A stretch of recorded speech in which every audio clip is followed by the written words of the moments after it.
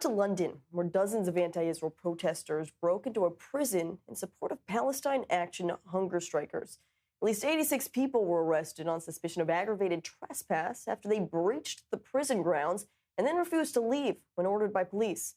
Several people affiliated with Palestine Action, which was recently designated by the UK as a terror group, they've been on hunger strike in recent months as they await trial for break-ins and criminal damage. Well, to discuss more, we're joined by Jonathan Satradotti, our I-24 News UK correspondent, joining us from London. And Jonathan, what exactly happened? 86 people arrested for storming into these prison grounds. What more can you share?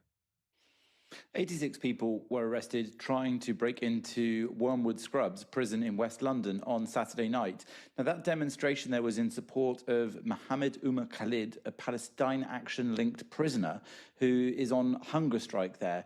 Some protesters entered a lobby area, which in the prison was part of the entry area for, I think, prison staff in the prison grounds. And the Metropolitan Police saw it necessary to try to control the crowd there and arrested dozens of them for aggravated trespass. The police said that the demonstrators refused to leave, they threatened officers, and they obstructed prison staff access.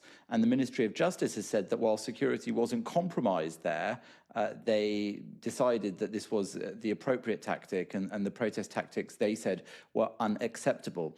Palestine Action, of course, has been prescribed as a terrorist group in the UK, unlike most of the other pro-Palestinian or anti-Israel protest groups, because, in part, they have engaged in much more violent or criminal damage-focused protest. For example, they broke into Brize Norton, the UK Air Force base, and sprayed some of the aeroplanes there with red paint and again did activities there which were deemed to be damaging. Also, it's a high security breach to have done that. And they've engaged also in other forms of vandalism and illegal activity. So as a result of that, support for Palestine Action specifically is a criminal offence because it is supporting a terrorist group.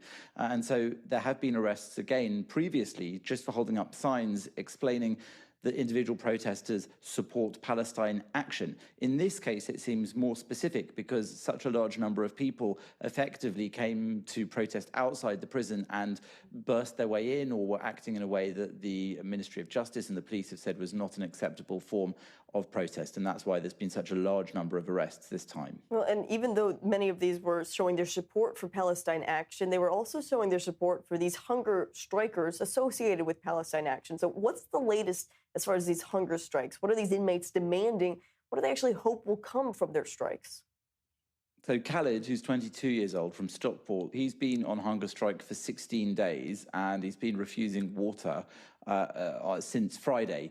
Now, he's charged with conspiracy to commit criminal damage and conspiracy to enter a prohibited place for purposes prejudicial to UK safety interests.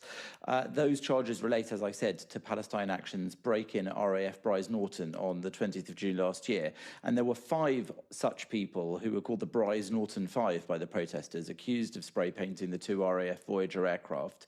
And that incident is what contributed to them being banned as a terrorist group. He's the last one of the 8 prisoners linked to the Palestine Action who stopped eating in protest. And they've had all sorts of different demands, including that Palestine Action should no longer be listed as a terrorist organisation.